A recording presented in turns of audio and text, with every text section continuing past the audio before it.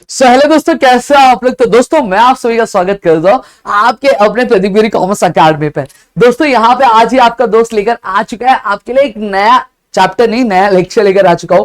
Basically यहाँ पे हमने जो जॉइंट स्टॉक कंपनी है वो स्टार्ट कर दिया था, और हमने कोशिश की थी कि हम जो पूरा जो सेक्शन है, जो रिमेनिंग सेक्शन है, वो पूरा इसी वीडियो में कर देंगे। लेकिन यहाँ पे अगर मैं बात करूं तो चीजें थोड़ी सी वीडियो जो है थोड़ी सी और लंबी हो जाती, इस वजह से इसको हमने दो पार्ट में स्प्लिट किया है। एक पार्ट है, फिर उसका जो ये वाला पार्ट है वो हम हमारे नेक्स्ट सेक्शन में क्या कंटिन्यू करेंगे। अगर आप स्क्रीनशॉट लेना चाहते हो तो ले सकते हो, क्योंकि यहाँ पे आपका जो पूरा नोट्स है आपके जॉइंट स्टॉक कंपनी का, वो हमने आपके स्क्रीन पर ला के रख दिया है। तो in case you guys want to take screenshot you can take it, but मैं जानता हूं कि स्क्रीनशॉट नहीं ले पाओगे, क्योंकि ये जो है टेक्स्ट जो है वो थोड़ा सा छोटा हो जाता है बहुत ही। ठीक है, हाँ। अब यहाँ पे मैं एक एक करके पढ़ाऊंगा तो आप स्क्रीनशॉट लेते जाना और चीजें करते जाना, ठीक है। अब यहाँ पे हम एक नई तरह की कंपनी के बारे में पढ़ने वाले हैं, जिसका नाम है लिमिटेड लायबिलिटी पार्टनरशिप। अब हमने क्या पढ़ा था, इससे हमने पहले सोल ट्रेडिंग पढ़ा था, हमने पार्टनरशिप फर्म पढ़ा था, हमने जॉइंट हिंदू फैमिली पढ़ी थी। अब ये लिमिटेड लायबिलिटी पार्टनरशिप है क्या, देखो नाम ही है लिमिटेड है, क्या लायबिलिटी किसमें, पार्टनरशिप है। अब पार्टनरशिप होगी यानी दो पार्टनर्स होंगे, लेकिन उनकी जो लायबिलिटी होगी वो क्या होगी, लिमिटेड होगी। ये इस तरह क्या आपका ऑर्गेनाइजेशन है। अब कहीं ना कहीं अगर मैं बात करूं तो देखो ये कॉम्बिनेशन किसका, ये पार्टनरशिप का और जॉइंट स्टॉक कंपनी का क्या है, ये कॉम्बिनेशन है।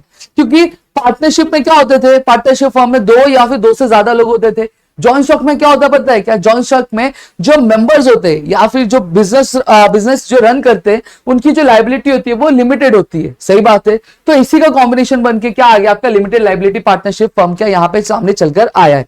ठीक है, अब इसके तहत जितने भी पार्टनर्स होंगे उनकी जो लायबिलिटी होगी वो लिमिटेड होगी। अब वो लिमिटेड किस तरह से होगी सर, तो देखो मैं आपको बता देता हूं।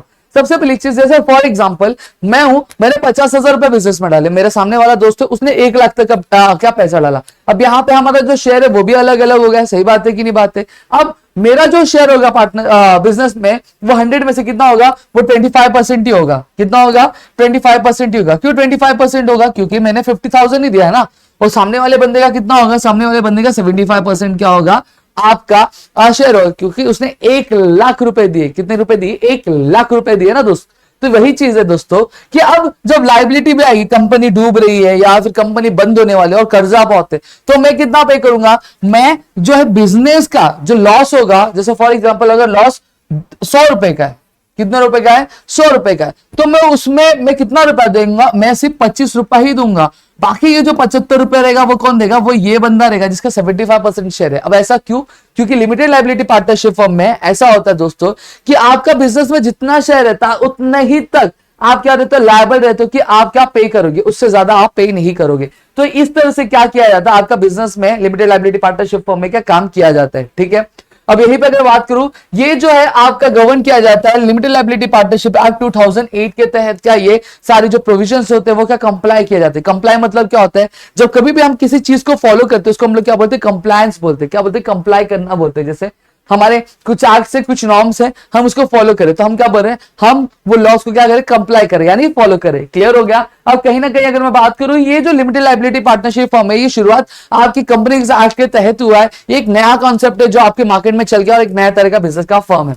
अब यहाँ पे हम कुछ फीचर्स के बारे में बात करेंगे इसके। अब फीचर्स के बारे में बात करूं, द पार्टनर्स और firm are distinct from each other.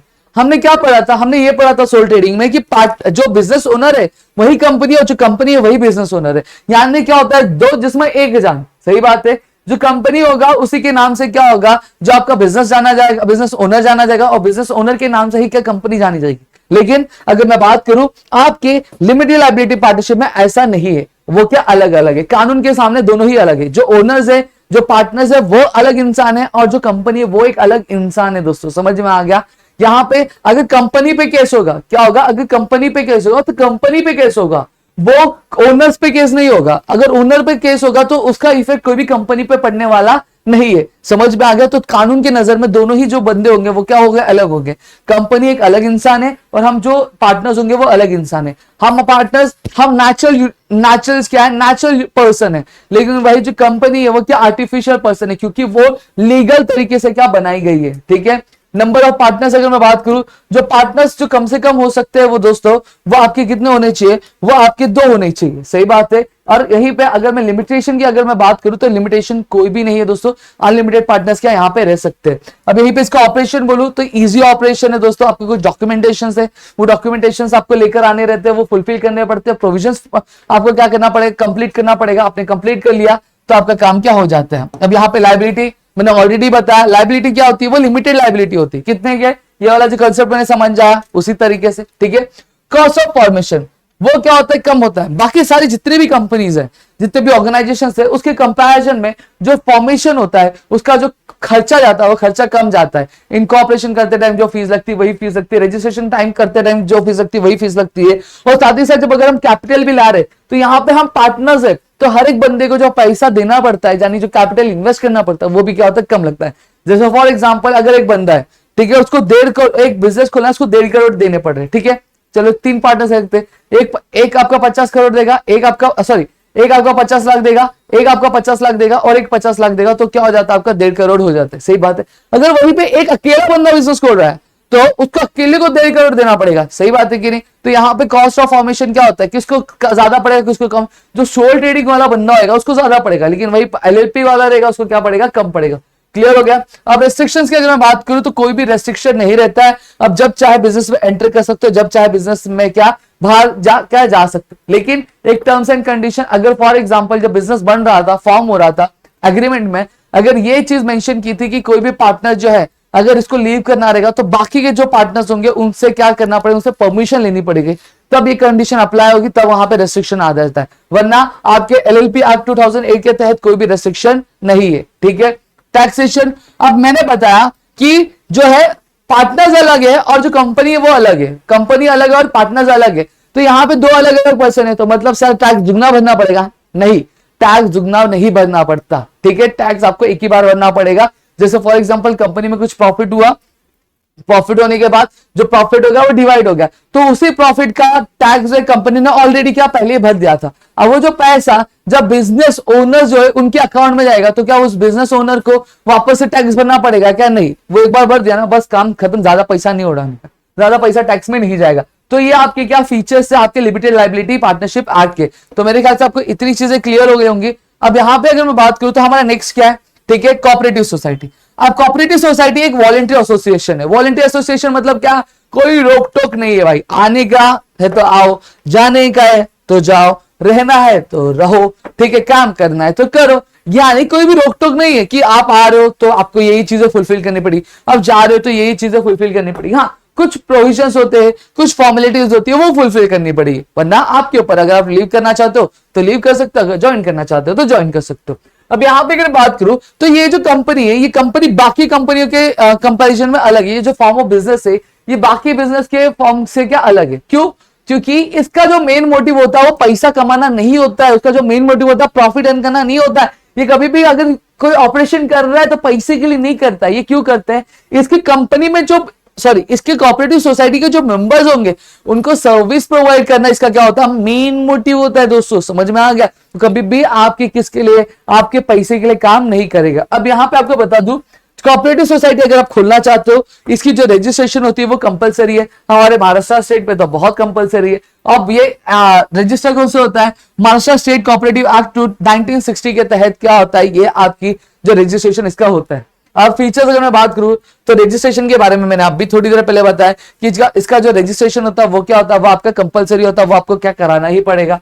Membership अगर मैं बात करूं तो यहां पे अगर मैं बात करूं तो मेंबरशिप पे आपको कोई भी रेस्ट्रिक्शन नहीं है। अब जब चाहे क्या कर सकते हो, आप मेंबरशिप ले भी सकते हो, ज्वाइन भी कर सकते हो, जब चाहे आप मेंबरशिप क्या कैंसिल भी क्या कर सकते हो। दोस्तों समझ में आ गया यहाँ पे? हाँ ठीक है, इतनी चीजें क्लियर हो गई। अब वहीं पे अगर मैं बात करूं तो नंबर ऑफ मेंबर्स पे, तो यहाँ पे तो कम से कम कितने मेंबर्स होने चाहिए, अगर आपको एक कोऑपरेटिव सोसाइटी खोली है तो कम से कम 10 मेंबर्स तो होने चाहिए। अगर 10 से अगर 9 रहेंगे, 8 रहेंगे तो ये कोऑपरेटिव सोसाइटी का खुलने वाली नहीं। कम से कम 10 मेंबर होने चाहिए, ज्यादा कितने भी होंगे तो तभी चलेगा, कोई रोक टोक नहीं है। वहीं पे अगर मैं बात करूं तो जो लायबिलिटी होती है, लायबिलिटी हर एक इंसान, जो हर एक जो मेंबर होता है कंपनी का, सॉरी कोऑपरेटिव सोसाइटी का, उसकी जो लायबिलिटी होती है वो लिमिटेड होती है। किसका, कैसे लिमिटेड होती है, उसके जो शेयर्स होते हैं उसके हिसाब से क्या होती है, उसकी लिमिटेड रहती है। समझ में आ गया? जैसे मेरा 20% है तो मैं 20% ही लॉस भरूंगा, मेरा 2% है तो मेरा 2% ही लॉस में भरूंगा, उससे ज्यादा मैं भरने वाला नहीं हूं। तो मेरी लायबिलिटी क्या होती है, लिमिटेड होती है। इसका मतलब क्या,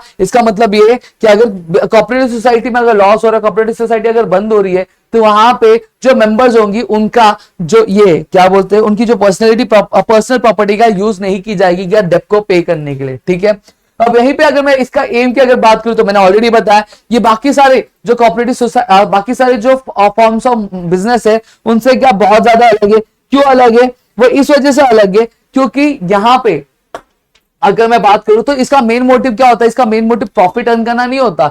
इसका मेन मोटिव जो होता है वो आपके क्या, लोगों को क्या सर्विस क्या प्रोवाइड करना। समझ में आ गया? किस क्या प्रोवाइड करना, सर्विसेज क्या प्रोवाइड करना, इसका क्या मेन मोटिव होता है। क्लियर हो गया? अब यहाँ पे अगर मैं वोटिंग की बात करूं तो वोटिंग में अगर मैं बात कर रहा हूं तो यहाँ पे जितने भी मेंबर्स होते हैं उनको वोट करने का अधिकार होता है। ठीक है, अब यहाँ पे ये एक पॉलिसी के साथ चलता है कि एक मेंबर एक वोट। क्या यहाँ पे शेयर की वजह से नहीं चलता है कि मेरा शेयर ज्यादा है या फिर कुछ ऐसा कुछ नहीं, यहाँ पे एक मेंबर मतलब एक वोट रहेगा। क्लियर हो गया? यहाँ पे बेसिकली शेयर जैसा कुछ होता नहीं इतना, लेकिन एक मेंबर यहाँ पे एक वोट क्या देता है, यहाँ पे मेंबरशिप होता है, शेयर नहीं होता, हिस्सेदारी नहीं होती। क्लियर हो गया?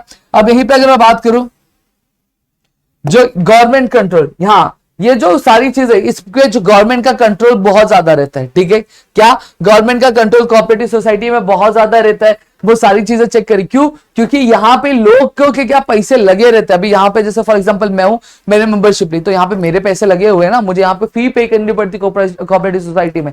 ठीक है, तो यहाँ पे गवर्नमेंट का कंट्रोल बहुत रहता है। गवर्नमेंट के जो नॉर्म्स होते हैं, जो प्रोविजंस होते हैं, उससे क्या करना पड़ता है, उनको क्या फुलफिल क्या करना पड़ता है। क्लियर हो गया? इतनी चीजें क्लियर है मेरे ख्याल से, उसमें कुछ भी डाउट नहीं है। और साथ ही साथ अगर लीगल स्टेटस की मैं बात करूं तो इसका एक इंडिपेंडेंट लीगल स्टेटस होता है। जैसे छगनलाल कोऑपरेटिव सोसाइटी है, क्या छगनलाल कोऑपरेटिव सोसाइटी है, तो छगनलाल कोऑपरेटिव सोसाइटी अलग और उसके जो मेंबर्स होंगे वो अलग। क्लियर हो गया? और यहाँ पे एक चीज और मैं बता दूं, यहाँ पे मैंने गलती से बोल दिया कि इसके शेयर्स नहीं होते, इसकी मेंबरशिप मिलती है आपको। क्लियर हो गया? एक बार कोऑपरेटिव सोसाइटी फॉर्म हो गया तो वहां पे आपको मेंबरशिप, जैसे Gokuldham cooperative society, Gokuldham cooperative, sorry Gokuldham housing society है, गलत बात बोल दिया मैं। अब यहाँ पे जैसे गोकुलधाम कोऑपरेटिव सोसाइटी एक फॉर्म हो गई तो वहां पे क्या होगा, वहां पे आप बिजनेस पार्टनर ही, वहां पे क्या आप मेंबरशिप लोगे, तो वहां पे जो लोग होंगे, कमिटी मेंबर्स होंगे, ये सारी चीज आप लोग को क्या करेंगे, वो आपको सर्विस प्रोवाइड क्या करने की कोशिश करेंगे। ठीक है, अब यहाँ पे अगर मैं बात करूं तो टाइम बदल रहा है, जमाना बदल रहा है, सारी चीजें बदल रही है, सही बात है। अब उसके हिसाब से जो बिजनेस है, बिजनेस को भी चेंज होना पड़ेगा कि नहीं होना पड़ेगा, होना पड़ेगा। अब यहाँ पे जो बिजनेस है, अब एलपीजी आया तो बिजनेस जो है वो लार्ज स्केल पे होने लगा, परफॉर्म लार्ज स्केल पे करना पड़ा, ऑपरेशंस जो थे वो बड़े लेवल पे करने पड़े। सही बात है कि नहीं बात है? अब यहाँ पे बड़े लेवल पे ऑपरेशंस करने के लिए क्या चाहिए, उतनी चीजें भी चाहिए, उतनी कैपेसिटी चाहिए थी, उतना कैपिटल भी चाहिए था। तो यही चीज जो है कहीं ना कहीं joint Hindu family, partnership firm, और वहीं पे अगर मैं बात करूं सोल ट्रेडिंग चीजें कर नहीं पा रही थी, तो वहीं पे आपका जन्म हुआ किसका, जॉइंट स्टॉक कंपनी का। जॉइंट स्टॉक कंपनी एक ऐसी कंपनी है, देखो कंपनी बहुत सारी अलग अलग तरीके से होती है, जहां पर वो क्या अलग अलग फंक्शंस परफॉर्म करती है, जहां पे वो आपके इकोनॉमिक फंक्शन भी परफॉर्म करती है, एक नॉन इकोनॉमिक फंक्शन भी। इकोनॉमिक फंक्शन मतलब पैसों के लिए जो करती है, एक नॉन इकोनॉमिक फंक्शन जो पैसों के लिए नहीं करती, चैरिटी भी करती है, बहुत सारा डोनेशन भी करती है, अपने एम्प्लॉयज के लिए बहुत सारा काम भी करती है, बहुत सारा काम भी करती है। सही बात है। अब यहां पे अगर मैं बात करूं तो कंपनी अपने अलग अलग तरीके की होती है। तो इसी तरह से आपका एक क्या है, joint stock company. Joint stock एक ऐसी कंपनी है जो क्या बड़े लेवल पे काम करती है, बड़े पैमाने पे काम करती है, और एक लार्ज स्केल पे क्या काम करती है। अब यहाँ पे अगर आप एक जॉइंट स्टॉक कंपनी का खोलना चाहते हो तो आप कंपनीज एक्ट के तहत क्या उसका इनकॉर्पोरेशन यानी उसका जो रजिस्ट्रेशन है वो आपको क्या कराना पड़ेगा। अब यहाँ पे अगर मैं बात करूं जेएससी यानी जॉइंट स्टॉक कंपनी क्या करती है, एक ह्यूज कैपिटल क्या जमा करती है, बहुत लंबे बड़े पैमाने तक क्या कर सकती है, पैसे क्या जमा कर सकती है, जैसा उसके आपके मेमोरेंडम में क्या होगा मेंशन रहेगा। वहीं पे अगर बात करूं जो कैपिटल होता है वो, अभी जैसे फॉर एग्जांपल 10 लाख कैपिटल है तो 10 लाख कैपिटल जो होगा वो छोटे छोटे यूनिट्स में क्या डिवाइड हो सकता है। ठीक है, जैसे अब होता कैसे, जैसे मेरी एक जॉइंट स्टॉक कंपनी है, अब मुझे कैपिटल रिक्वायरमेंट है कितने की, मुझे फॉर एग्जांपल ले लो 2 लाख की क्या कैपिटल की रिक्वायरमेंट है। तो अब मैं पैसे कलेक्ट कैसे होते हैं जॉइंट स्टॉक कंपनी में, तो यहाँ पे कोई एक सिंगल बंदा पैसा नहीं लेकर आता, यहाँ पे शेयर्स इश्यू होते हैं। क्या इश्यू होते हैं, शेयर्स इश्यू होते हैं, जहां पे जो जनता होती है वो क्या करती है, आपके शेयर मार्केट से क्या शेयर क्या खरीदती है।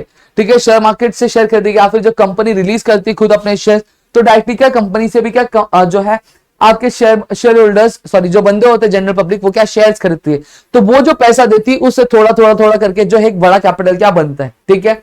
अब जो डिवाइडेड यूनिट होता है, जो यूनिट जो डिवाइड होता है, छोटे छोटे यूनिट्स होते हैं कैपिटल के, वो डिवाइड होते हैं, तो उसको हम लोग क्या बोलते हैं, उसको हम लोग शेयर्स बोलते हैं। और जो बंदा शेयर लेता है उसको हम लोग क्या बोलते हैं, शेयर होल्डर बोलते हैं। क्या बोलते हैं दोस्तों, उसको हम लोग शेयर होल्डर बोलते हैं।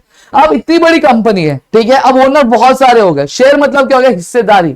शेयर मतलब क्या, हिस्सेदारी। जैसे फॉर एग्जांपल मैंने 400 का एक शेयर किया, तो मेरा क्या कंपनी में एक हिस्सेदारी बन गई। जब कंपनी में हिस्सेदारी कौन किसकी होती है, जो कंपनी का ओनर रहता है वो रहती है। अब यहाँ पे ओनर्स बहुत सारे, कोई कोलकाता में रह रहा, कोई बंगाल में रह रहा होगा, तो उस बंगाल कोलकाता एक ही में, कोई असम में रह रहा होगा, कोई मुंबई में रह रहा होगा, कोई गोवा में रह रहा होगा, कोई जम्मू कश्मीर में, कोई लखनऊ में, कोई बोईसर में, कोई शायद यहाँ पे शेयर लेकर लेक्चर ले रहा होगा, सही बात है। तो यहाँ पे बहुत सारे ओनर्स है, तो सभी ओनर्स का एक एक जगह पे इकट्ठा होने के टाइम पे पॉसिबल है क्या, नहीं पॉसिबल। तो यहाँ पे इसी वजह से क्या किया जाता है, आपके डे टू डे एडमिनिस्ट्रेशन के लिए जो शेयर होल्डर्स होते हैं वो कुछ लोगों को चुनते हैं, उनको हम लोग क्या बोलते हैं, डायरेक्टर्स। और उनका जो पूरा ग्रुप होता है उसको हम लोग क्या बोलते हैं, बोर्ड ऑफ डायरेक्टर्स क्या बोलते हैं दोस्तों। क्लियर हो गया।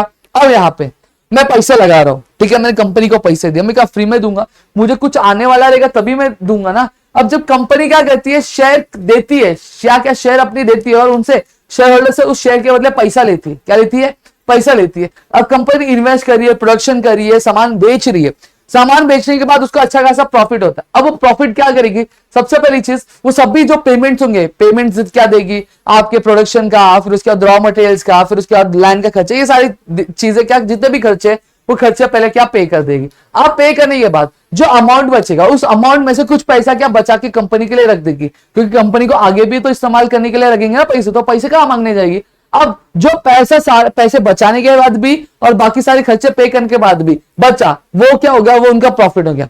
अब प्रॉफिट में से अब वो क्या करेगी, जो है आपके जो शेयर होल्डर्स होगी उनको हिस्सा देगी। जैसे किसी को 2 लाख है, किसी को 1,000 दे दिया, किसी को 2,000 दे दिया, 3,000 दिया, यानी रिटर्न दे रही है ना। उन्होंने जो पैसा दिया था उसके बदले जो रिटर्न आ रहा है वो दे रही है। तो वो जो रिटर्न 1,000 2,000 दे रही है, तो उसको हम लोग क्या बोलते हैं, डिविडेंड बोलते हैं। क्या बोलते हैं दोस्तों, उसको हम लोग डिविडेंड बोलते हैं। यहां पे अगर मैं बात करूं तो जॉइंट स्टॉक कंपनी में का डेफिनेशन क्या है, अकॉर्डिंग टू प्रोफेसर एच.एल. आने, joint stock company is a voluntary association of individuals for profit. यहाँ पे क्या बोला गया, एक जॉइंट स्टॉक कंपनी क्या है, आपका एक एसोसिएशन है जहां पे बहुत सारे लोग क्या करते हैं, आते हैं और आप इंडिविजुअल्स अपना पैसा लेकर आते हैं, किसके लिए, प्रॉफिट के लिए। अब उसका जो खुद का कैपिटल होता है, जो क्या होता है छोटे छोटे टुकड़ों में क्या होता है, डिवाइड होता है, जिसको हम लोग क्या ट्रांसफर कर सकते हैं। देखो, having its capital divided into transferable shares। अब जैसे फॉर एग्जांपल मैंने किसी कंपनी का शेयर लिया, मुझे अच्छा नहीं लग रहा, मैं किसको बेच सकता हूं, हाँ बेच सकता हूं। कंपनी रेस्ट्रिक्ट कर पाएगी क्या, कंपनी रेस्ट्रिक्ट कभी भी कर नहीं पाएगी। समझ में आ गया। The ownership of which is the condition of membership. अब जो ओनरशिप जो है वो क्या होता है, कहीं ना कहीं अगर आपको ओनर बनना है उस कंपनी का, तो आपको क्या बनना पड़ेगा, मेंबर बनना पड़ेगा उस कंपनी का। मेंबर कैसे आप बनोगे, जब आप शेयर खरीदोगे उस कंपनी के, तब आप ऑटोमेटिकली क्या बन जाओगे, मेंबर बन जाओगे। क्लियर हो गया। अब यहाँ पे चलो फीचर देख लेंगे। सबसे पहला क्या है, वॉलंटरी एसोसिएशन। अब यहाँ पे अगर बात करूं तो कंपनी बहुत ज्यादा फ्री है। अगर आपको अपनी उस कंपनी का शेयर खरीदा तो आप क्या बन गए, ओनर बन गए। एट द टाइम जब आपने क्या कर दिया, शेयर बेच दिया, तो आप कंपनी के मेंबर से क्या मेंबर की पोजीशन से बर्खास्त हो गए। वही वापस आपने शेयर खरीदा, आप वापस मेंबर बन गए। आपने शेयर बेच दिया, आप वापस क्या हो गए, मेंबर की पोजीशन से बाहर हो गए। तो यहाँ पे कोई ऐसा रोक टोक नहीं है कि आप आ रहे हो तो आपको इतना साल रहना ही पड़ेगा, इतनी चीजें रहनी पड़ेगी, ऐसे कोई रोक टोक नहीं। आपने शेयर खरीदा, आप मेंबर बन गए। आपका मन कर रहा है 2 सेकंड बाद आप बेच दो, आप क्या हो गए, मेंबर्स की पोजीशन से हट गए। क्लियर हो गया। अब ये इनकॉर्पोरेट एसोसिएशन है। यहाँ पे कोई भी कंपनी तभी जॉइंट स्टॉक कंपनी बन सकती है जब उसका होगा कि रजिस्ट्रेशन क्या होगा। और अगर आपको जॉइंट स्टॉक कंपनी बनना है तो वहां पे आपका रजिस्ट्रेशन जो होता है वो कंपलसरी होता है। उसे जो लॉज है, आपके रूल्स एंड रेगुलेशन है, कंपनीज एक्ट 2013 के, वो उसको क्या फॉलो करने पड़ेंगे, या फिर कंपनी एक्ट के, कंपनीज एक्ट के जो पहले भी कुछ प्रोविजंस है, अगर उनको फॉलो करके भी अगर कंपनी फॉर्म हुई है तो भी क्या वो आपका रजिस्ट्रेशन होगा, और तो वो क्या कहलाएगी, वो आपकी जॉइंट स्टॉक क्या कंपनी कहलाएगी। दोस्तों क्लियर हो गया। Separate legal entity. यहां पे अगर बात करूं तो बंदा अलग होता है, शेयर होल्डर्स अलग होते हैं, बोर्ड ऑफ डायरेक्टर्स अलग होते हैं, और बाकी सारे जो एम्प्लॉयज करते हैं वो काम अलग होते हैं। और वहीं पे जो कंपनी होता है वो अलग होता है। जो शेयर होल्डर्स होते हैं, जो बोर्ड ऑफ डायरेक्टर्स होते हैं, वो नेचुरल पर्सन होते हैं। ठीक है। वहीं अगर मैं बात करूं जो कंपनी है वो क्या एक आर्टिफिशियल पर्सन है जो कि कानून ने बनाए, कानून के कुछ जो प्रोविजन है हमने फॉलो करके क्या किया है, उस कंपनी को फॉर्म किया है। तो यहां पे क्या आर्टिफिशियल पर्सन होगा। अगर यहां पे कंपनी को कुछ लॉस होता है, वो कंपनी का जो पैसा वो कौन भुगतान करेगा, वो कंपनी करेगी। ठीक है। शेयर होल्डर्स की जेब में से वो पैसे नहीं जाएंगे, शेयर होल्डर्स के पैसे जेब में से पैसे कब तक जाएंगे, जब तक, जैसे फॉर एग्जांपल मैंने 10 रुपए का शेयर खरीदा, लेकिन कंपनी को मैंने कितना रुपया पे किया, सिर्फ 5 रुपया पे किया, अब मुझे 5 रुपया पे और करना बाकी है, तो बस वो जो 5 रुपए बाकी मैं उतना ही पे करूंगा, उससे ज्यादा कुछ भी पे नहीं करूंगा। अगर मैंने वो 5 रुपए यानी पूरे के पूरे 10 रुपए भी पे कर दिया तो मुझे 1 रुपए 1 फुटी कौड़ी देने की भी जरूरत नहीं है। समझ में आ गया? इतनी चीजें क्लियर है। अब यहीं पे बात करूं तो आर्टिफिशियल पर्सन मैंने ऑलरेडी बताया, एक जो बंदा होता है, कंपनी जो होती है वो एक आर्टिफिशियल पर्सन होती है, जो किसने बनाया, जो कानून की नजरों में बनाया, सारे जो लॉज है उसको कंप्लाई करके क्या आपका जो कंपनी है वो क्या फॉलो हुआ है दोस्तों। इतनी चीजें क्लियर हो गई दोस्तों। अब आता है आपका क्या कॉमन सील। कॉमन सील की अगर बात करूं तो जो आपका सील होता है, देखो नेचुरल पर्सन अगर होता है, जैसे अगर मैं हूं एक नेचुरल पर्सन तो मैं साइन कर सकता हूं, लेकिन कंपनी क्या एक आर्टिफिशियल पर्सन है तो वो क्या साइन कर सकती है क्या? कंपनी अपना एक हाथ निकालेगी उसको साइन कर सकती है? नहीं कर सकती है। तो वहां पे क्या होता है, कंपनी के नाम का एक सील होता है जिसको हम लोग क्या बोलते हैं, स्टैंप बोलते हैं। क्या बोलते हैं दोस्तों? उसको हम लोग स्टैंप बोलते हैं। तो वो आपका यहाँ पे क्या होता है, क्लियर हो गया? तो वहीं पे चीज क्या होगी कि कहीं पे भी अगर कंपनी की रजामंदी चाहिए रही या कंपनी के साथ डील होगा तो वहां पे साइन नहीं जाएगा, वहां पे क्या जाता है, स्टैंप जाता है। क्या जाता है? स्टैंप। ठीक है। लिमिटेड लायबिलिटी मैंने ऑलरेडी बता दिया कि जो लायबिलिटी होती है लोगों की वो क्या होती है, लिमिटेड होती है। शेयर होल्डर्स है तो मैंने बताया जैसे 10 रुपए का मैंने शेयर किया, शेयर खरीदा, अगर 10 रुपए पूरे पे कर दी तो यहाँ पे मुझे कुछ भी पैसा इकट्ठा एक्स्ट्रा देने की जरूरत नहीं है। वहीं पे अगर मैंने क्या किया, मैंने जो है 5 रुपए पे कर दिया, लेकिन 5 रुपए मेरा अभी भी ड्यू और कंपनी बंद होने वाली है, तो यहाँ पे कंपनी को मुझे कितने रुपए देने पड़ेंगे, सिर्फ मुझे 5 रुपए ही देने पड़ेंगे। 5 रुपए से ज्यादा दूंगा क्या? नहीं दूंगा। क्लियर हो गया? Separation of ownership and management. यहाँ पे कंपनी के ओनर्स कोई और होते हैं और मैनेजर्स कोई और होते हैं। कंपनी ओन कौन करता है? कंपनी ओन करता है जो बंदे शेयर खरीदते हैं, यानी जो शेयर होल्डर्स होते हैं कंपनी के, वो कंपनी के क्या ओनर होते हैं। वही जो मैनेजमेंट होता है, तो मैनेजमेंट कौन संभालता है, डे टू डे एडमिनिस्ट्रेशन कौन संभालता है, मैंने अभी बताया था। जो बोर्ड ऑफ डायरेक्टर्स होते हैं वो पूरा जो मैनेजमेंट का संभालते हैं, रोजाना की जो जिंदगी का जो काम धाम होता है आपके जॉइंट स्टॉक कंपनी का, वो क्या पूरा काम क्या संभालते हैं। क्लियर हो गया? फिर उसके बाद अगर मैं बात करूं तो आपका ट्रांसफरेबिलिटी ऑफ शेयर्स, जो शेयर्स होते हैं उसको हम इजीली ट्रांसफर कर सकते हैं। मुझे लग रहा है कि मुझे शेयर रखना चाहिए तो मैं रखूंगा। अब मुझे एट द मोमेंट लग रहा है कि यार ये शेयर से मुझे फायदा नहीं हो रहा है, तो मैं शेयर्स क्या कर सकता हूं, मैं अपने अड़ोस को, पड़ोस को, या फिर रिश्तेदार को, या फिर ऐसे किसी को भी मैं बेच सकता हूं जिसको मैं जानता नहीं हूं। समझ में आ गया? कोई रुकने वाला नहीं है, कोई बोर्ड ऑफ डायरेक्टर नहीं भाग के बोलेगा आपने अपने हमारी कंपनी के शेयर्स क्यों बेच दिए। वो मेरी मर्जी है, मैं कभी भी बेच सकता हूँ। ठीक है। हाँ, लेकिन अगर मैं बता दूं तो ट्रांसफरेबिलिटी ऑफ द शेयर्स जो होती है वो अगर प्राइवेट कंपनी है तो वहां पे रेस्ट्रिक्टेड रहती है, लेकिन अगर पब्लिक कंपनी है तो पब्लिक कंपनी में क्या रहता है, पब्लिक कंपनी में आप फ्री रहते हो। क्लियर हो गया? कर ले कि नहीं कर ले? कर ले।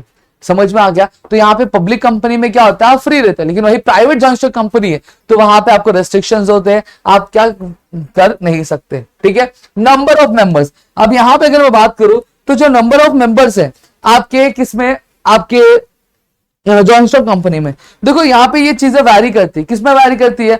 आपके पार्टनरशिप पे भी वैरी करती है, और आपका कंपनी क्या है, आपका कंपनी पब्लिक कंपनी है कि आपका ये क्या बोलते हैं आपका प्राइवेट कंपनी, इस पे भी क्या चीजें क्या मैटर करती है। अगर जैसे फॉर एग्जांपल आपकी कंपनी क्या है, आपकी कंपनी एक प्राइवेट कंपनी, कौन सी कंपनी है दोस्तों, आपकी एक कंपनी जो है वो प्राइवेट कंपनी है, तो वहां पे आपके मेंबर्स होने चाहिए कम से कम कितने, 2 मेंबर्स होने चाहिए, ज्यादा से ज्यादा 200 रहेंगे, उससे ज्यादा नहीं रहेंगे। वहीं पे आपकी एक पब्लिक कंपनी है तो आपको मेंबर्स होने चाहिए कम से कम 7 होने चाहिए, ज्यादा ज्यादा आप कितने भी रख सकते, कोई रुकने नहीं आएगा, कोई टोकने नहीं आएगा, कोई बोलने आएगा कि ऐसा कैसा हुआ। जो कैपिटल होता है वो कैपिटल जो होता है बहुत ज्यादा होता है, जो अलग अलग शेयर्स को बेचकर हम क्या करते, कलेक्ट करते। सोल ट्रेडिंग से ज्यादा होगा, पार्टनरशिप से ज्यादा होगा, जॉइंट हिंदू फैमिली से ज्यादा होगा, लिमिटेड लाइबिलिटी पार्टनरशिप से ज्यादा होगा, कॉर्पोरेट सोसाइटी से भी क्या बहुत ज्यादा होगा। समझ में आ गया? गवर्नमेंट कंट्रोल, हाँ भाई यहाँ पे लोगों के पैसे लगे हुए रहते हैं, अलग जो शेयर होल्डर्स होते हैं वो क्यों होते हैं, वो आम जनता होती है, उनके पैसे लगे रहते हैं। तो यहाँ पे कंपनी को जो अपना बैलेंस शीट होता है, या फिर अगर मैं बात करूं जो बुक्स ऑफ अकाउंट्स होता है, वो उसकी क्या ऑडिट करवानी पड़ती है, सारी जो चीजें वो आपके गवर्नमेंट के सामने क्या वहां पे रखना पड़ता है। गवर्नमेंट का पूरा जो यहाँ पे क्या रहता है, एक अच्छा खासा क्या सख्त क्या कंट्रोल होता है। तो मेरे ख्याल से आपको इतनी चीजें क्लियर हो गई होंगी दोस्तों। अब यहीं पे अगर मैं बात करूं, आपका एक और पॉइंट है हमारा, जो है हमारा परपेचुअल सक्सेशन है।